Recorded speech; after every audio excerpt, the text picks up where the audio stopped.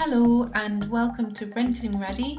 This is Unit 2, Tenant Financial Management, and I'm Rachel, your tutor. Let's have a look at what we're learning today. What costs to expect when renting and running a tenancy, how landlords should protect your deposit, our own money habits and values, and setting money goals. Before getting a new tenancy, it's good to know what costs to expect so you can budget for these. In the next part of the video, we will explore all of the possible costs attached to renting a property. So firstly, the costs you need to consider in regards to a new tenancy are the moving in costs. So this can be things like rent. A private landlord can also ask for rent in advance, normally 1 month, and a deposit. The deposit makes sure that any damages or unpaid rent is covered for that landlord. Cleaning of a new or old property, you need to budget for that. If the property is unfurnished, you need to have a budget for furniture. And also, if you have things that you want to take to your new tenancy, you need to have a budget for removals and transport if friends and family can't help you out with that. Next, you need to consider home costs. So your new home costs would be things like council tax, your utility bills like gas, electricity and water, telephone, internet and broadband if needed, TV license if you have a TV, and contents insurance would be something that you would pay for as the tenant because it's the things that are inside the tenancy that are being insured, so any valuables that you have. Personal costs are costs that are normally attached to lifestyle, things that you like to spend your money on which isn't your normal household bill. So here are some examples. It's important to be aware of what you do spend your money on and work this into your budget so you've got an accurate picture of what you're spending within the month. Administration fees in the past may have been asked for by an agent or a landlord when starting a tenancy. It's good to be aware that from the 1st of June 2019, most administration fees were banned due to the Tenancy Fees Act. If you pay a banned fee to your landlord, they can't give you a Section 21 notice until they refund that fee. Please be aware of this when you're applying for properties. And if you think you've been charged a banned fee, please seek advice. The things that you can be charged for that may be stated in a tenancy agreement are late payment of rent, lost key fobs, ending a tenancy early, renewing or assigning a tenancy. What you can't be charged for are all other fees. This includes referencing, administration, credit and immigration checks. It's also important to understand what costs are the responsibility of your landlord when starting a new tenancy.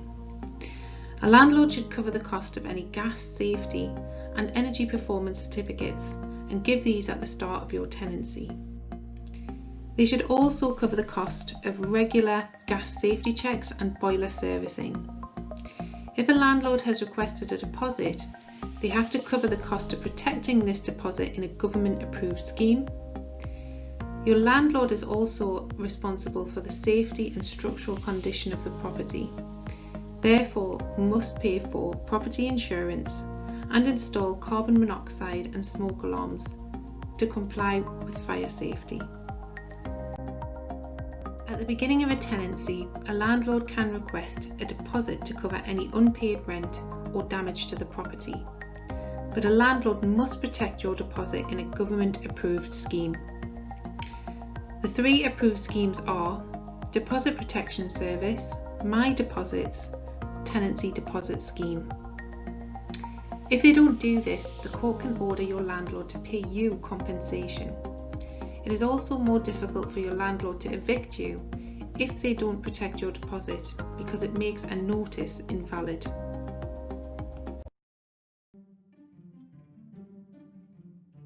Before you rent a property, you may need to pay a deposit to cover any damage you may cause during your tenancy. But parting with your money doesn't mean you won't see it again. Your landlord has to make sure your deposit is protected. New deposits must be put into a government-approved scheme within 30 days, so your money will be secure until you move out. You can use Shelter's online checker to see if your deposit has been protected, but your landlord must also write to you with the name of the scheme they are using and give you a signed tenancy deposit certificate. When you are ready to move in, make sure your landlord signs an inventory listing the property's contents. You can find a form on the Shelter website. Make a note of any existing damage and, if possible, take photos. Remember to keep a copy of all letters, emails and receipts. Make sure you know what you're responsible for and look after your home. When you want to move out, check your home's contents against the inventory, pay all your bills and clean thoroughly before you leave. Your landlord can only keep your deposit for damage or unpaid rent. Otherwise, you should receive it back within 10 days. But it can take a couple of weeks. If your deposit isn't returned to you, Shelter can help. You can use the resources on Shelter's website or call the expert advisors at our free helpline on 0808 800 4444.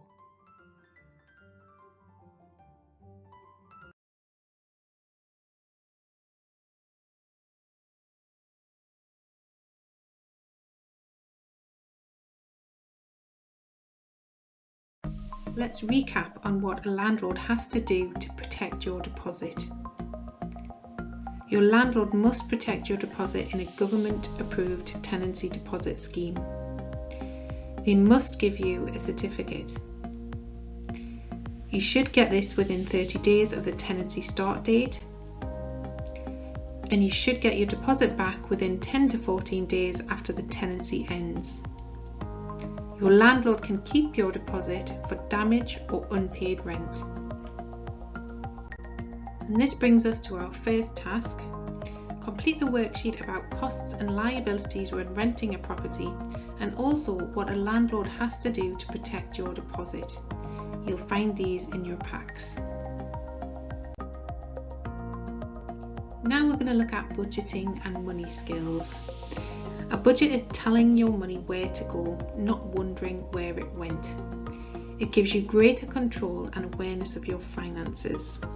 We pick up our money skills through lots of different influences, normally at a young age, and we develop our own values defining what's important to us about money.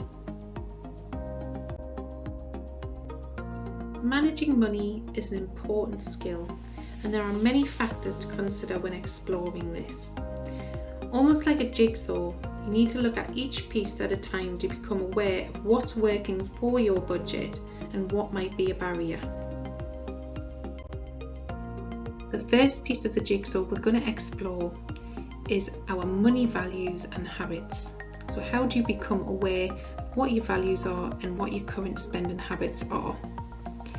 Keeping a spending diary is a great way to build your awareness of your spending patterns and habits, especially if you get to the end of the week or month thinking, where has my money gone? To do this effectively, you have to be very honest and disciplined in what you record every day to get an accurate picture. Benjamin Franklin stated, small leaks sink big ships. So think about this with small purchases you regularly buy can add up to big amounts, causing problems with your budget. The next tool in your packs will help you explore your money values. What's important to you about money? Few people are 100% savers or 100% spenders. However, most of us tend to lean towards a specific type of money personality that gets established fairly early in life. Take the money personality quiz by reading the statements carefully, ticking the ones that best describe you. Count the letters at the end of each statement to get which one you match with. This is just a guide, not a scientific test, but it may help you reflect on some of your good money habits, your strengths, and the habits that you want to change. So now it's time to complete the money personality quiz. This takes a little bit longer, so I would stop the video and come back to it. Don't worry if you match with a couple of the personality descriptions, that's absolutely fine. It's just a reflection tool to see what habits and what values you have around money. So it's really important that you read the statements and just take some time to think about that. Also, don't forget about your money spending diary, just to track your weekly spends and being really truthful and honest about this. Again, this gives you more awareness of where your money's going over time. So how do you change a spending habit? We're going to look at John's story now.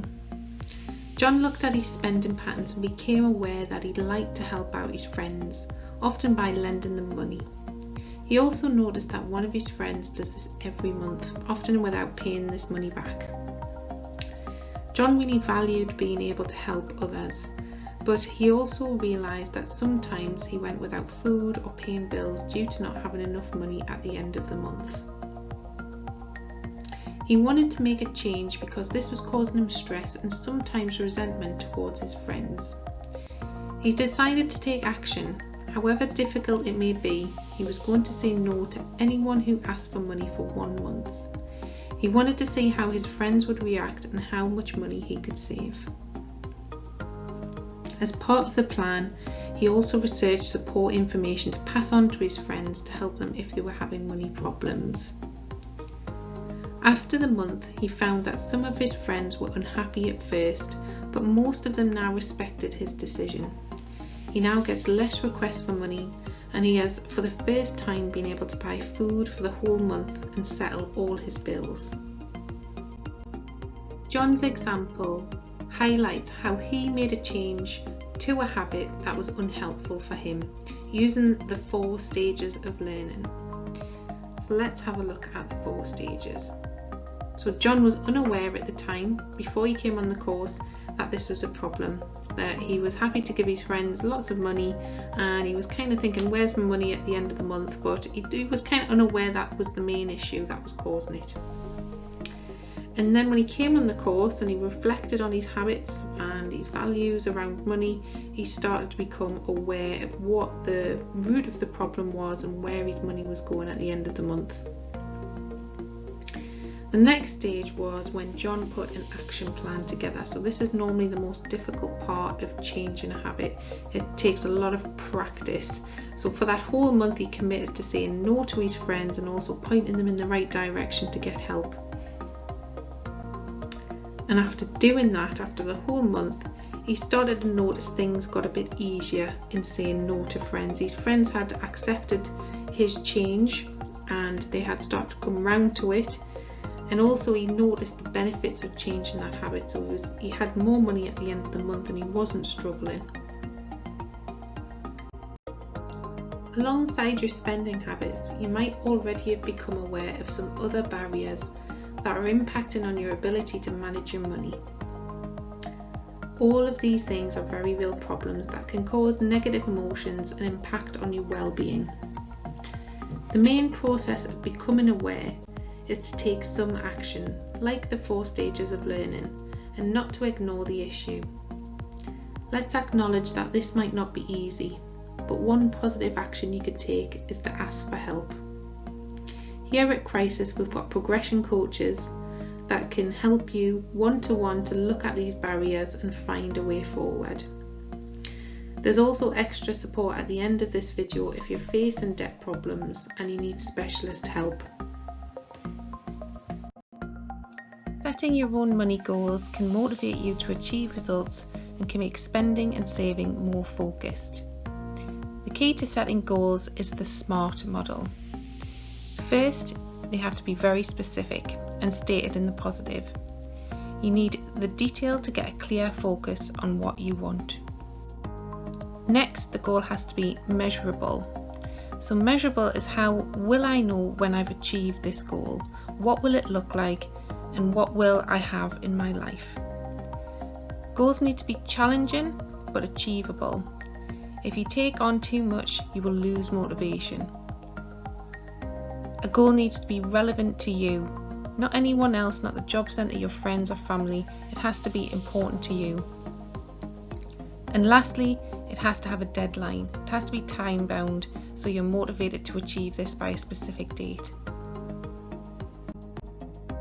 We're going to look at some example money goals for inspiration and so that you can see how these should be set out and wrote down. The first one is about saving £25 a month to buy a TV from Gumtree by the 15th of July 2020. So as you can see, it's stated in the positive, I will. Your brain doesn't pick up words like I can't, I won't. So goals, it's very important, must be stated in the positive.